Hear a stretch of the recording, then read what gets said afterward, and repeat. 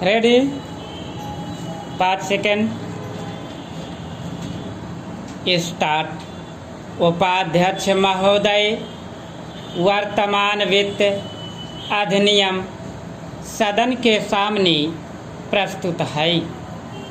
इस बिल पर मुझे बोलने के लिए आपने समय दिया, इसके लिए मैं आपका आभारी हूँ।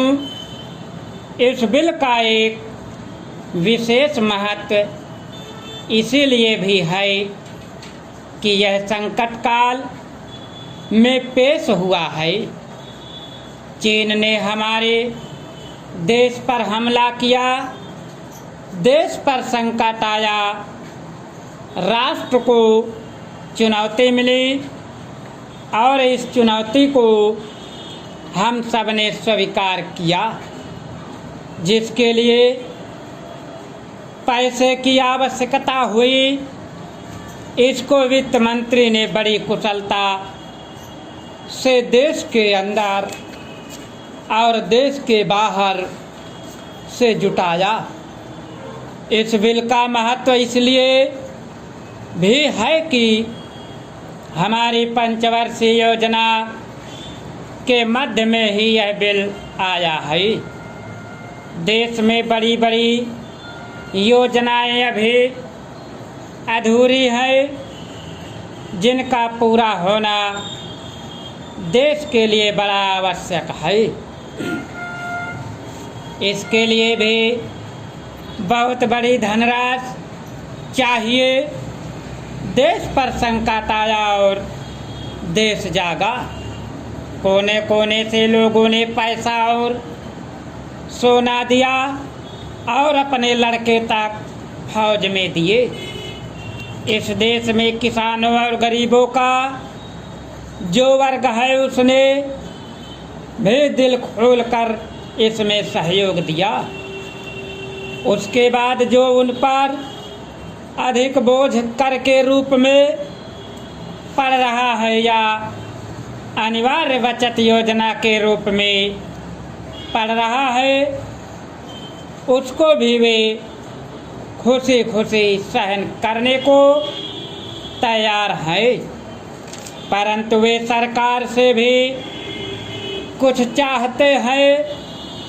वे चाहते हैं कि उनकी जो गाढ़ी कमाई का पैसा है, खून पसीने का जो पैसा है, वह व्यर्थ के कार्यों में न जाए और उसका सदुपयोग हो।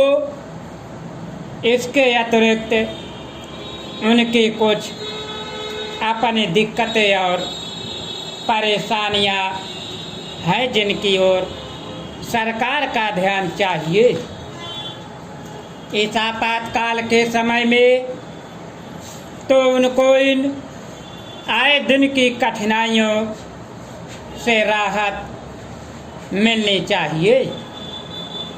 ऋण लेने में और अन्य कार्यों में जो अड़चनें पड़ती हैं वे दूर की जाए। किसान भारत की रीढ़ है, अगर इनको सुविधाएं दी जाएंगी तो देश आगे बढ़ेगा। आज जहां देश के साधारण लोगों ने इस सरकार का हाथ बटाया, वहाँ एक वर्ग ने जो कि धनी वर्ग कहलाता है, अपने साधनों के अनुसार सरकार के सुरक्षा कार्यों में सहायता नहीं की। मैं यह नहीं कहता कि उन्होंने बिल्कुल सहायता नहीं की, लेकिन अपनी स्थिति के अनुसार सहायता नहीं की। जहाँ तक योजनाओं का संबंध है, इस देश को समृद्धशाली बनाने के लिए योजनाओं पर काफ़ी काम हो रहा है। उपाध्यक्ष महोदय, इसमें कोई संदेह नहीं है, लेकिन कई स्थानों पर देखा गया है कि काफ़ी काम हो रहा है, जबकि कुछ को इतनी उपेक्षा की दृष्टि से देखा जाता है कि वहाँ काम न होने के कारण वे इलाके विकास की दृष्टि से पीछे रह जाते हैं। मैं उत्तर प्रदेश का उदाहरण आपके सामने रखना चाहता हूँ। वहाँ पर चाहे उद्योग धंधों की योजना हो या किसी अन्य विकास के विषय में हो या दूसरे राज्यों की तुलना में वहाँ बहुत कम काम हो रहा है और वह पिछड़ता ही चला जा रहा है। चेंज माननीय अध्यक्ष महोदय, इस विधेयक के संबंध में इस सदन के इधर के बैठने वाले लोगों ने और उधर के बैठने वाले लोगों ने बहुत सी बातें कही हैं। जैसा कि यह विधेयक है, इसको अभी प्रवर समिति के सामने विचार के लिए जाना है और वहाँ से विचार होने के बाद यह इस सदन के सम्मुख फिर से विचार के लिए प्रस्तुत किया जाएगा। तब माननीय सदस्यों को पूरे तरीके से यह अधिकार होगा कि जहाँ तक इसके अनुबंधों का संबंध है उसमें परिवर्तन कर सकते हैं या उनको हटा सकते हैं। कल से जो बातें हो रही हैं वह सब नोट की गई हैं और मैंने बहुत से बातों को सुना है।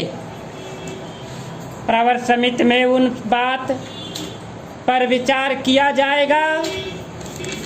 बहुत से माननीय सदस्यों ने इस तरह की बातें कही है,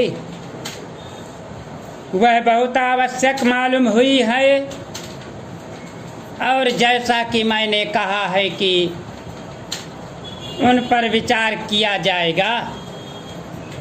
जहाँ तक सहकारिता का संबंध है, चाहे इधर के बैठने वाले माननीय सदस्य हो चाहे उधर के बैठने वाले माननीय सदस्य हो, सबकी यह मांग है कि जब हम जनतंत्र में विश्वास करते हैं और अपने यहाँ प्रजातांत्रिक प्रणाली कायम कर ली है और जबकि देश में गरीबी है और उसका गलत लाभ भी उठाया जाता है, तब सहकारिता की बहुत आवश्यकता है। इसको रोकने की आवश्यकता है, यह सभी लोगों की राय है। जहाँ तक इस सहकारी विधेयक का संबंध है, बहुत से माननीय सदस्यों ने बहुत सी बातें इसके संबंध में कही हैं। मैं सब बातों का विवरण में तो उत्तर नहीं दे सकता हूँ, लेकिन मैं थोड़े से खास बातों का उत्तर देने की कोशिश करूँगा। जैसा मैंने अभी कहा, जब हमने अपने यहाँ जनतंत्र कायम किया है तो हमें अपने समाज के ढांचे को बदलना पड़ेगा। महोदय, मुझे इस संबंध में एक बात और कहनी है, वह यह है कि मुझे मुख्य आयुक्त के भाषण के अनुसार यह आशा थी कि सरकार मजदूरों की उन्नति के लिए, उत्थान के लिए, उद्योगों के विकास के लिए और गांवों की स्थिति सुधारने के लिए तकनीकी प्रशिक्षण देने का काम करेगी। स्टॉप। दोस्तों वीडियो अच्छी लगी हो तो लाइक करें।